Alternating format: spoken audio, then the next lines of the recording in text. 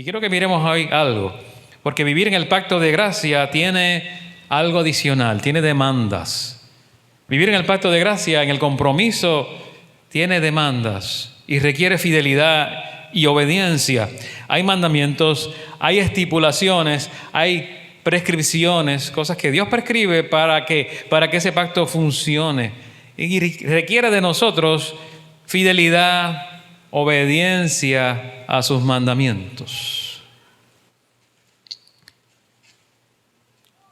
Quizá cuando hablamos de la gracia no nos gusta escuchar los mandamientos.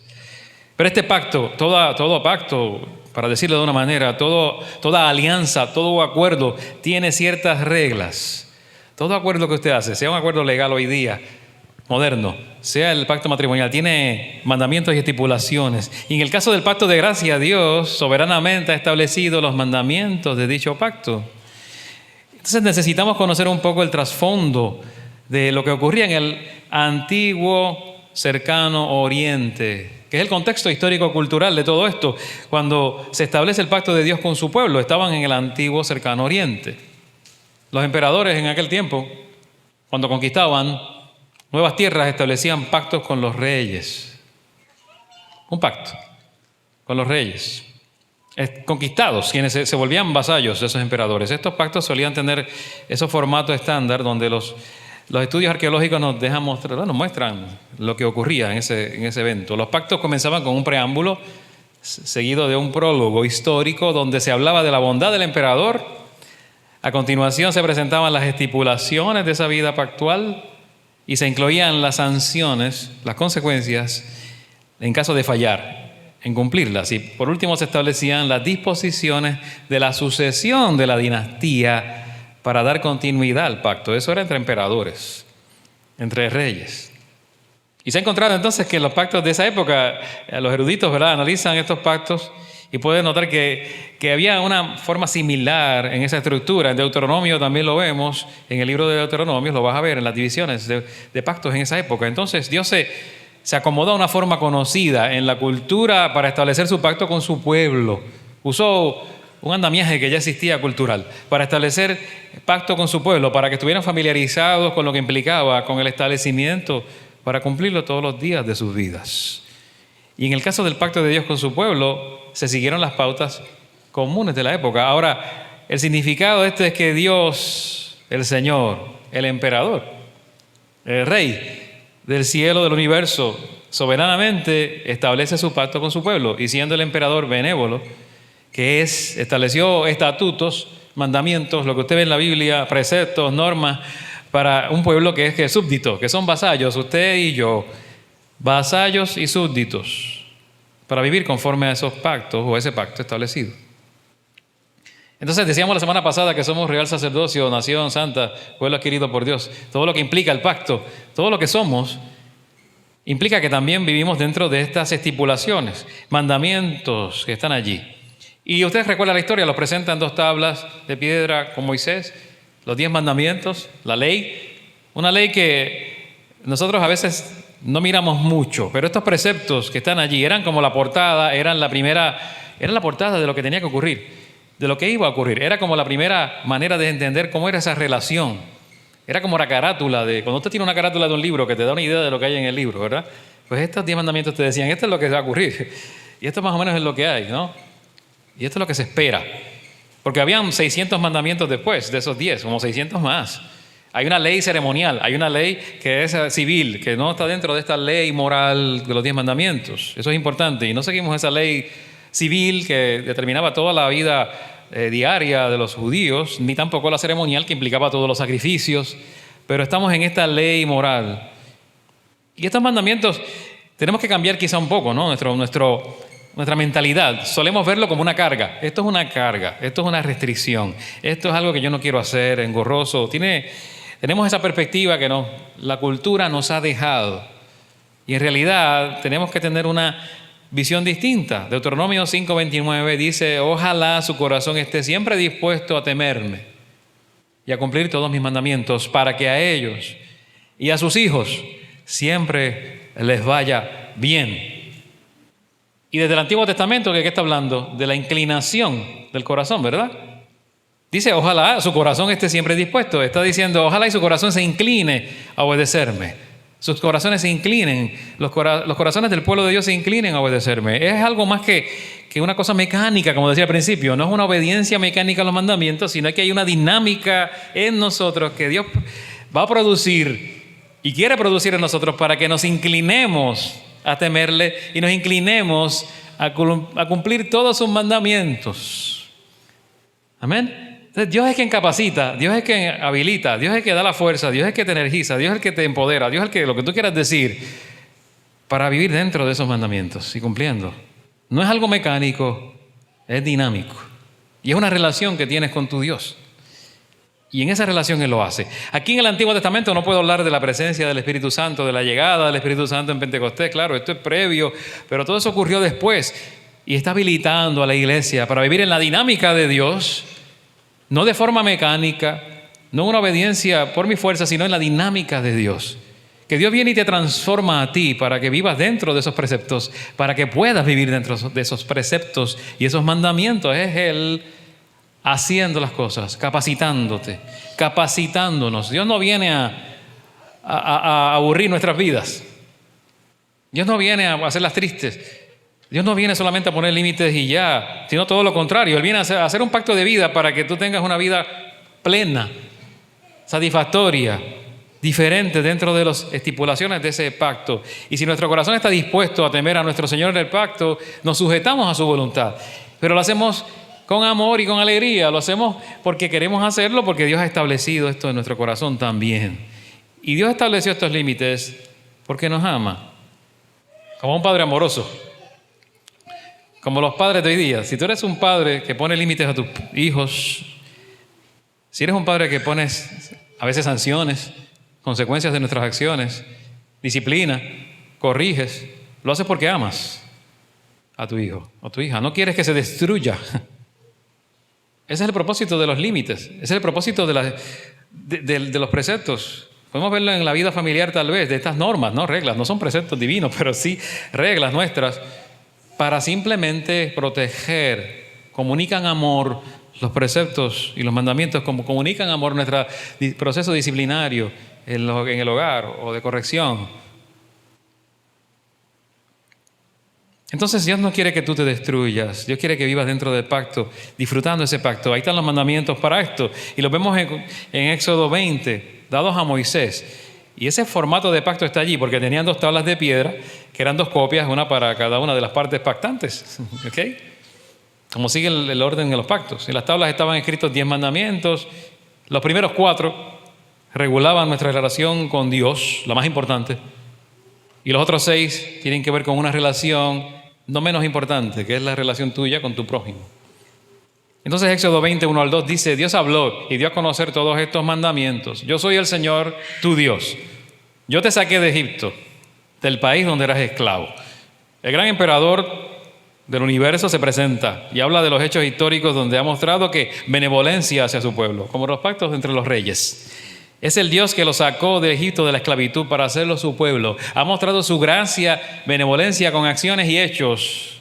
Y no pueden tener duda de que las estipulaciones del pacto que está por establecer vienen de ese mismo corazón que se compadece de su pueblo, que lo libera de la esclavitud para ser su linaje escogido, real sacerdocio, nación santa y su pueblo que le pertenece, que es adquirido. Entonces luego hace una enunciación de esos 10 mandamientos y los voy a ver brevemente.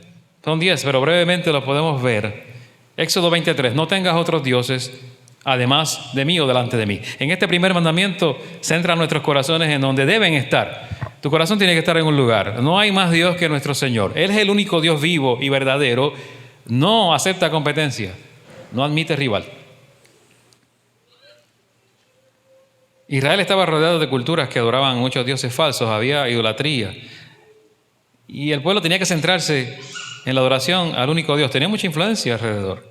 Debía ser exclusivo dentro de sus vidas. Entonces, es lo mismo para nosotros en el sentido de que, aunque nosotros no estamos expuestos a esa adoración pagana que tenían los israelitas, a toda aquella idolatría, se nos llama como súbditos del pacto a adorar a Dios, confiar solamente en Dios, deleitarnos en Dios, obedecer a Dios y a nadie más en nuestras vidas. Ese es el principio del hombre, el fin principal del ser humano. Glorificar a Dios y gozar de Él para siempre. Ese es el principio de la vida humana y esta relación. Ahora, segundo mandamiento, Éxodo 20, 4 al 6. No te hagas ningún ídolo, ni nada que guarde semejanza con lo que hay arriba en el cielo, ni con lo que hay abajo en la tierra, ni con lo que hay en las aguas debajo de la tierra.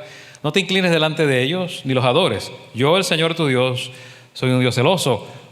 Cuando los padres son malvados y me odian, yo castigo a sus hijos hasta la tercera y cuarta generación. Por el contrario, cuando me aman y cumplen mis mandamientos, les muestro mi amor por 1000 generaciones. Mandamiento importante. Segundo, prohíbe la adoración de ídolos. Es decir, cualquier cosa, cualquier representación, cualquier aspecto de la creación que sea para nosotros un sustituto de Dios o sea el objeto de nuestra adoración, es un ídolo. Y no tenemos problema quizá con inclinarnos ante estatuas. Decimos, eso yo no hago eso, yo no hago una cosa así. Yo no haría jamás algo así. Los ídolos, las estatuas no las adoramos, pero el asunto aquí, la dinámica, esa es la mecánica, vamos a la dinámica. Los ídolos son cualquier cosa o persona que ocupa el lugar de Dios en tu vida. Amén. Cualquier cosa o persona que ocupa el lugar de Dios en tu vida. Piensa en eso, porque eso puede ser mucha gente. Eso puede ser, y muchas cosas. No voy a decir todas, pero podría ser algo que no es malo, pero tú lo pones en el lugar de Dios. Quiero decir, tomas a alguien importante en tu vida o algo en tu vida que es importante y lo pones en el lugar de Dios. No tiene que ser malo. Por ejemplo, puedes poner tu trabajo allí. Tu trabajo es lo más importante, es el ídolo. Tú puedes poner tu salud. Mi salud es lo más importante, es el ídolo. Puedes poner tu cuerpo allí. Mi cuerpo es lo más importante, pues ese es el ídolo. Yo adoro mi cuerpo. Puedes poner allí el placer, el sexo, las drogas, el dinero, reconocimiento, el mismo ministerio en el lugar de Dios. La misma iglesia en el lugar de Dios. Cosas buenas no pueden estar en el lugar de Dios, porque se convierte en una idolatría práctica. Aún los hijos que los amamos no pueden estar en el lugar de Dios. Nuestro cónyuge tampoco. Nada. Porque se convierte en el ídolo que Dios prohibió. En lo mismo que Él ha dicho. Nada puede estar allí. No, Dios no admite competencia, es lo que puedo decir. Como lo puedo explicar.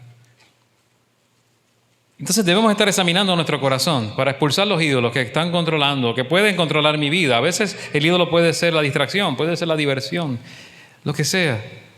Doblar nuestras rodillas es importante ante el Señor, que es el Dios vivo y verdadero. Ahora, tercer mandamiento, Éxodo 27. No uses el nombre del Señor tu Dios en falso o en vano. Yo, el Señor, no tendré por inocente a quien se atreva a usar mi nombre en falso.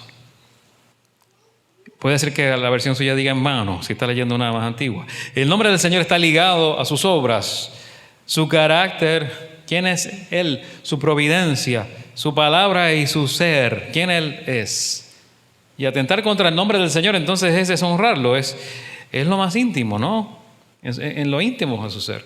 Y la verdad es que el nombre del Señor debe ir siempre, ¿verdad?, de la mano en nuestras vidas con esa reverencia profunda. Nuestras palabras deben mostrar un profundo respeto, reverencia por Dios y su nombre. Aquí hay una seriedad por los votos hechos en el nombre de Dios. Cuando dijimos nosotros, por ejemplo, sí acepto contra nuestra amada o nuestro amado al casarnos, usamos el nombre del Señor para sellar esos votos. No es cualquier nombre, es delante de Dios.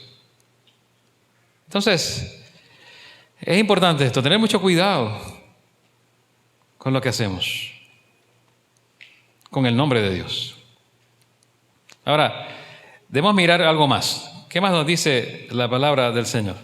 Acuérdate del sábado para consagrarlo. Trabaja 6 días y haz en ellos todo lo que tengas que hacer. Pero el día séptimo será un día de reposo para honrar al Señor tu Dios. No hagas en ese día ningún trabajo, ni tampoco tu hijo, ni tu hija, ni tu esclavo, ni tu esclava, ni tus animales, ni tampoco los extranjeros que vivan en tus ciudades. Acuérdate de que en 6 días, dice el Señor, o hizo el Señor los cielos y la tierra, el mar y todo lo que hay en ellos, y que descansó el séptimo día.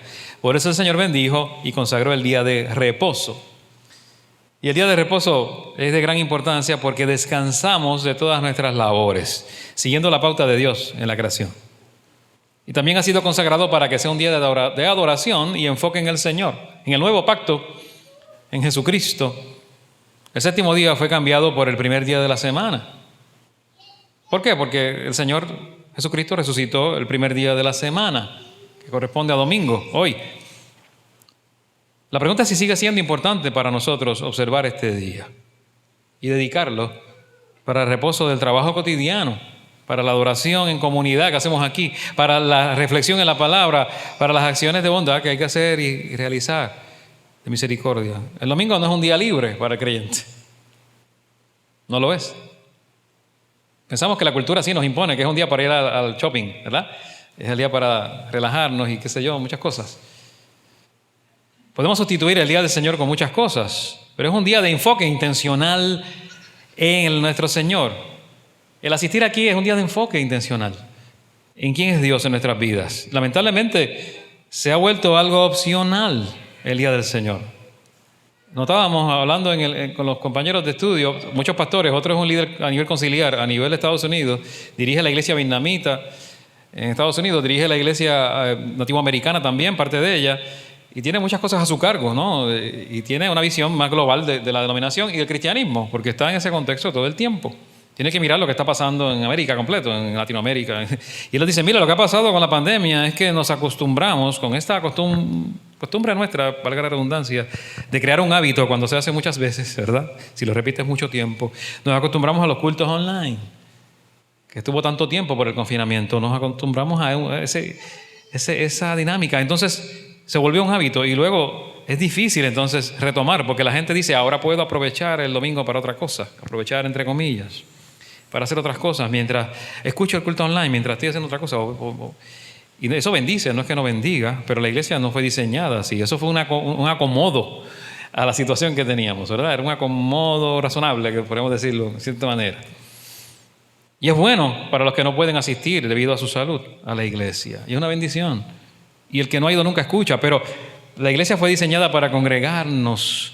No dejen de congregarse, como algunos tienen por costumbre. El día del Señor debe ser para eso. Y lo hemos hecho opcional.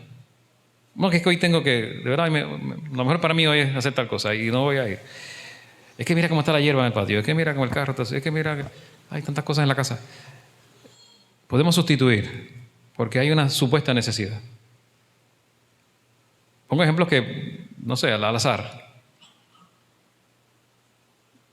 Ese mandamiento, aunque no lo guardamos sábado, aplica a nosotros, en el sentido de separar el tiempo intencional con Dios.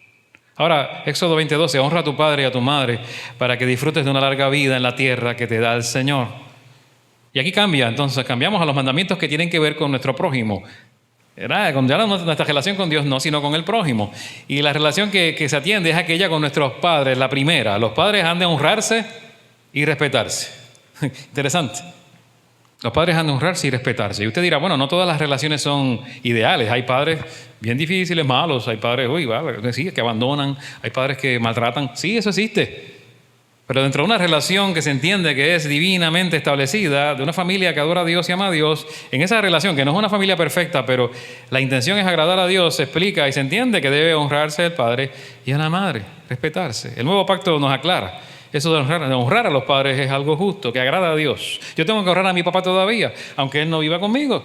Y aunque yo no me sujeto a su disciplina como cuando pequeño, pero tengo que honrar a mi papá. Y tengo 51 años. Dios me llama a eso. Eso agrada a Dios. Para que disfrutemos de una larga vida en la tierra. Esto de la honra a los padres es serio en la ley de Moisés, porque una de las causas de la pena capital, pena de muerte, en aquel contexto, era precisamente ser un hijo porfiado y rebelde, que deshonraba a su padre y a su madre. Eso era causa de muerte en la época de Moisés. Ya gracias a Dios la ley civil es distinta. Pero aquí hay una seriedad en el proceso. ¿Cuán necesario es que retomemos esa seriedad, ese mandamiento en nuestros días, en los que los hijos son los que ahora parece que dan órdenes a los padres, según su capricho? Y los padres tienen temor de dirigir y ejercer una autoridad sabia a sus hijos. Eso ha trastocado mucho en las relaciones familiares. Pero es la cultura que nos empuja a eso. Podemos disciplinar en amor, podemos hacer las cosas bien, podemos proteger a nuestros hijos, pero Dios nos llama a esto. Y los hijos a honrar, seguir esas normas y honrar a los padres. Podemos todavía rescatar esto, maneras sabias de honrar a los padres, pues hay promesa para los que cumplen ese mandamiento. Ahora, sexto mandamiento, no mates, no matarás. El ser humano fue hecho a imagen de Dios y cuando se comete un asesinato se está atentando contra la imagen de Dios en esa persona. Esa es la razón principal para no matar, aparte de todo lo demás que implica matar a alguien. Cuando matas, atentas contra la imagen de Dios en esa persona, por distorsionada que esté por el pecado.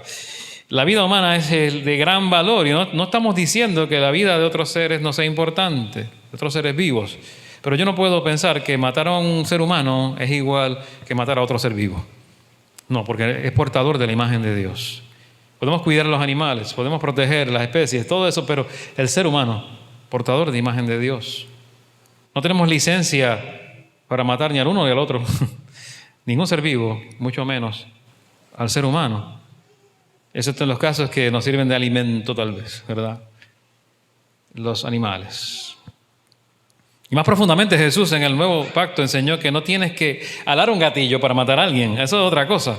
Y esto es bien importante, no tienes que usar un arma. Él dijo que el que se enoja contra su hermano será culpable de juicio. Si te enojas con alguien, la intención pecaminosa que te hace enojar y ofender a tu hermano es básicamente la misma que te hace alar el gatillo para asesinar a tu prójimo. Cumplimos este mandamiento cuando somos intencionales en preservar nuestras propias vidas y la de otros. También cuando abandonamos el odio, cuando abandonamos la venganza, dejándosela al Señor, que es el juez justo, porque el odio, el odiar, es equivalente a matar en tu corazón. Ahora, Éxodo 20:14, no cometas adulterio. Este mandamiento ya está dirigido a preservar la vida, la pureza sexual. Te hace mucha falta hoy día. Aunque no le guste la cultura este mandamiento. Está en contra de toda la familia esta que hay de pecados sexuales y relaciones sexuales fuera del matrimonio, ¿no? Toda una amplia gama de conductas pecaminosas, de pecados sexuales y relacionales fuera del matrimonio. Todo aquello que atente contra el diseño de Dios para la sexualidad, como establece la Escritura, es un pecado. ¿Amén? ¿Usted lo cree? Todo aquello que atente contra el diseño de Dios para la sexualidad, como se establece en la Escritura, es pecado, ¿cierto o falso? ¿Usted está de acuerdo? ¿Está de acuerdo con ese enunciado? Porque si me salgo del diseño de Dios, estoy en pecado. No importa lo que diga la cultura. Y esto tiene que ver con lo que pensamos de la Escritura. Si pensamos que es palabra de Dios o no. Si pensamos que es inerrante o no. Todas estas cosas que hemos estudiado en los institutos, infalible, todo eso que decimos de la Biblia, ¿verdad? Si dice algo sobre la sexualidad también, entonces está dentro del orden de Dios. Entonces Jesús en el Nuevo Pacto nos aclara los alcances de este mandamiento cuando dice que basta con mirar a una mujer y codiciarla para haber adulterado en el corazón. Entonces se va más allá. El mandamiento regula no solo el acto físico, no vas a llegar a adulterar, no vas a llegar a hacer algo que esté fuera de los parámetros que Dios ha establecido, ni tendrás relaciones fuera del matrimonio, ni antes. Pero hay otra cosa, el deseo. Jesús está diciendo, no debemos pensar, ¿verdad?, que hemos cumplido por no haber incurrido en el acto. El deseo es suficiente para tener algo de lo cual pedir perdón y arrepentirnos. Si deseo lo que no debo desear. Y por eso entonces cumplimos este mandamiento cuando cuidamos nuestra pureza en todos los aspectos. En pensamiento, en palabras y en acciones. ¿Y sabes qué? Hoy día tengo que añadir en las imágenes que miras, porque ahora las imágenes están disponibles en todos lados, en la internet, en todos sitios, así que cuidado con la pornografía, lo tengo que añadir aquí, que no estaba. Para preservar tu pureza sexual, tienes que huir de la pornografía, sobre todo los varones,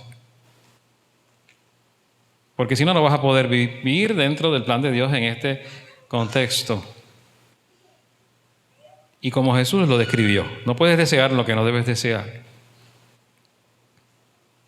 Y si estás casado, eso cuida mucho tu matrimonio. Y si no estás casado, cuida tu futuro matrimonio.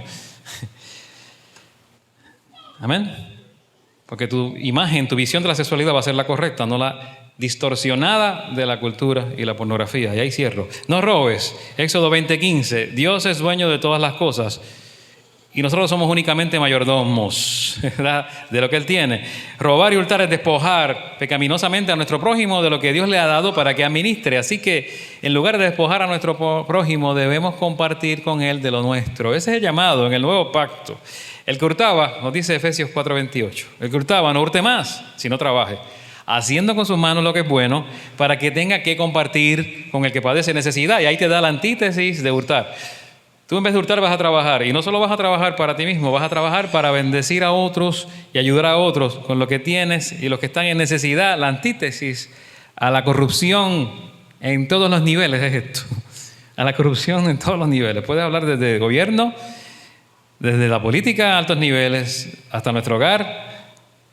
Eso es lo que puede ser una gran solución. Evitaríamos los casos sonados que están por ahí en los tribunales de corrupción, etcétera, etcétera, que no voy a mencionar nombres, pero usted sabe, que llevan como 2 semanas en el periódico.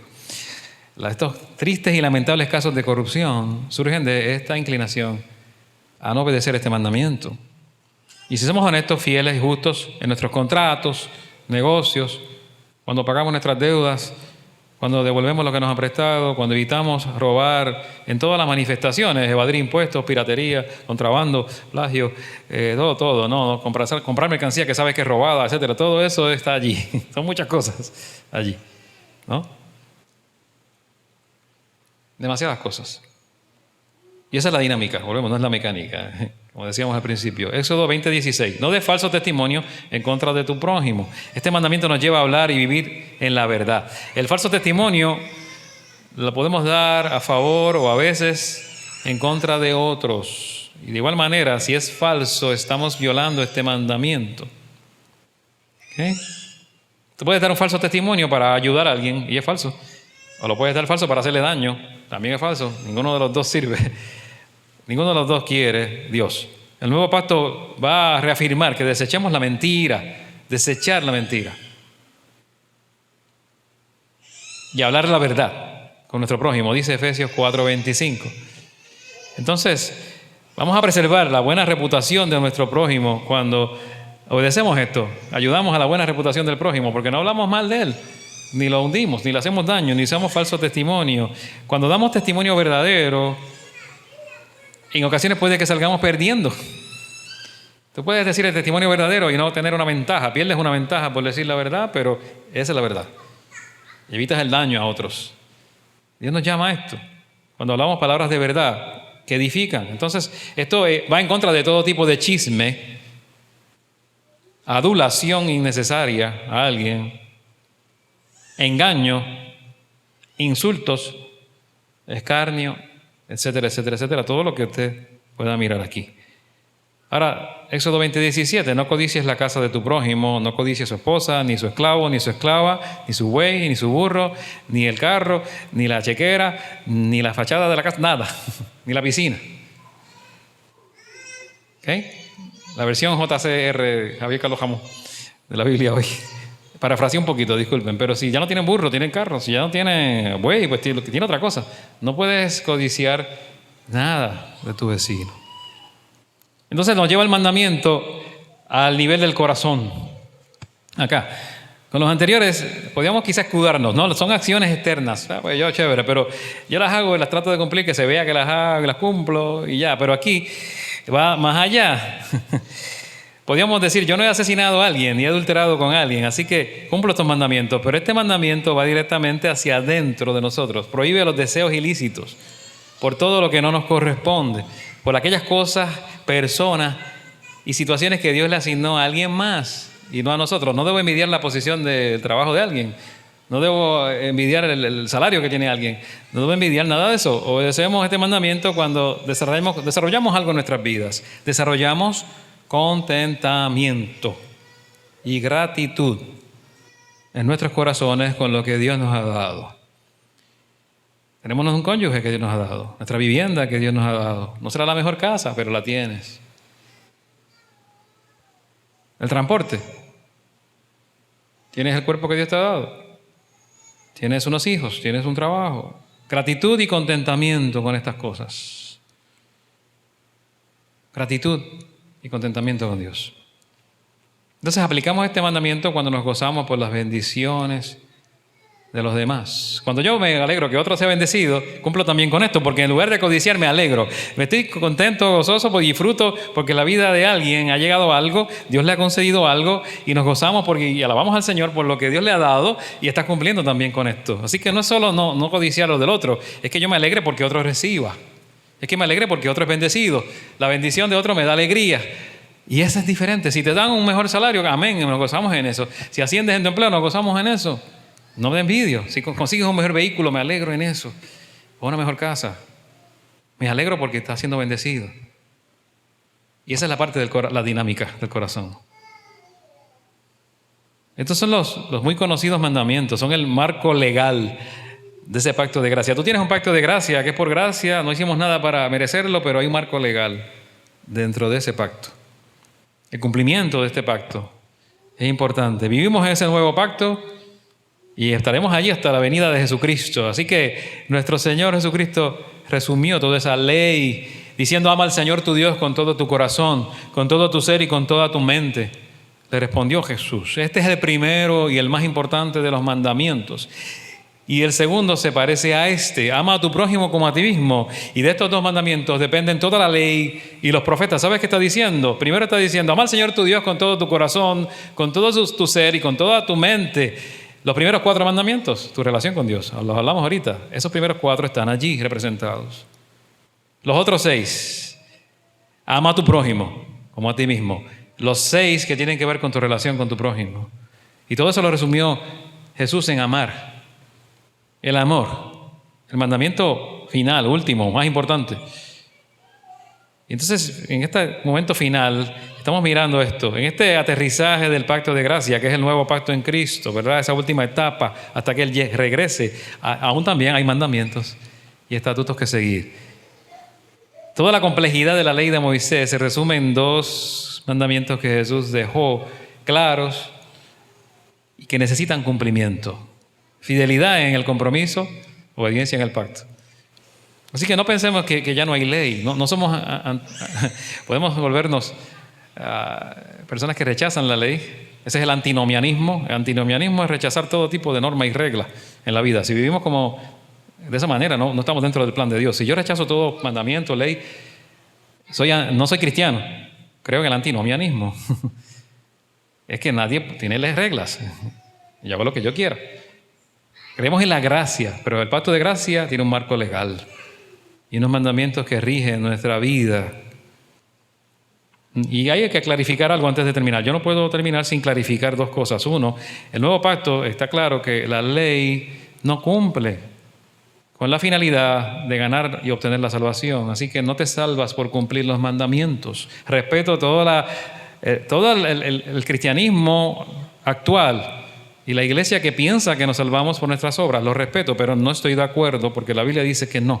Yo no me salvo por mis obras, yo no me salvo por mi fidelidad, yo no me salvo por mi obediencia a los mandamientos, yo me salvo solo por gracia, solamente por gracia.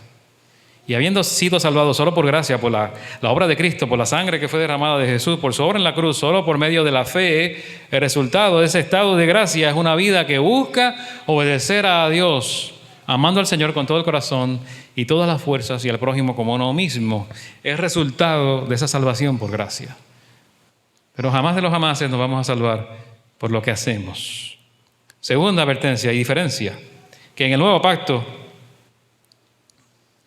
es que el Espíritu Santo que habita en el corazón del creyente, quien lo habilita o la habilita para desear cumplir la ley del Señor. Así que en el nuevo pacto se requiere algo importante. Se requiere obediencia a los mandamientos del Señor, pero es el Señor mismo, por su Espíritu Santo, que ha puesto su ley en nuestros corazones y nos habilita para cumplir con su voluntad. Están escritos en nuestro corazón, no en tablas de piedra, sino en el corazón. Ahí están los mandamientos. Por gracia y por la fortaleza que nos da el Espíritu vivimos en obediencia. Entonces, en la vida del pacto hay un Dios que soberanamente tomó la iniciativa de incluirnos en Él como súbditos. Somos sus hijos y debemos vivir vidas que reflejen los mandamientos del pacto de gracia. Por la obra de Cristo somos un pueblo santo para Dios, que debe ser celoso de buenas obras. Santidad sí es requisito. Vivamos como ese pueblo, apartado para sí. Mostremos quién es nuestro Rey, nuestro Señor y nuestro todo. Mostremos la vida en el pacto, viviendo para la gracia de Dios. Cualquier cristianismo que no exige esto es una mímica del cristianismo. No es real. Te invito a orar. Padre bueno, te damos gracias en esta hora por tu palabra que es clara, precisa y habla a nuestros corazones. Te agradecemos, Señor, tu iniciativa de establecer una relación con cada uno de nosotros y los que te han reconocido como Señor y Salvador, para vivir en esta relación de pacto que también es de amor. Una relación con unas exigencias y demandas, pero que son para bendición. Con unos preceptos y mandamientos, pero que se viven en una relación de amor contigo, en una relación de dependencia a tu Espíritu Santo, y siempre confiando solo en ti, no en nuestras fuerzas. Gracias porque tu Espíritu Santo nos capacita, nos habilita, vive en nosotros, nos permite vivir dentro de este marco legal del pacto de gracia que tenemos contigo. Bendice cada hermano y hermana, cada familia aquí, y los hermanos que no están acá, para que puedan también cada día estar conscientes de esta relación, de este compromiso que requiere nuestra fidelidad. Mientras disfrutamos esa vida que nos has concedido en Cristo Jesús, la disfrutamos porque es vida plena. Es una vida con propósitos, porque son tus propósitos en cada uno de nosotros. Y gracias porque nos guardas, porque has puesto lindero, límite a nuestras conductas y a nuestras vidas, para que glorifiquen tu nombre, que es lo que quieres que hagamos con nuestras vidas, en el nombre de Jesús, en quien oramos. Amén.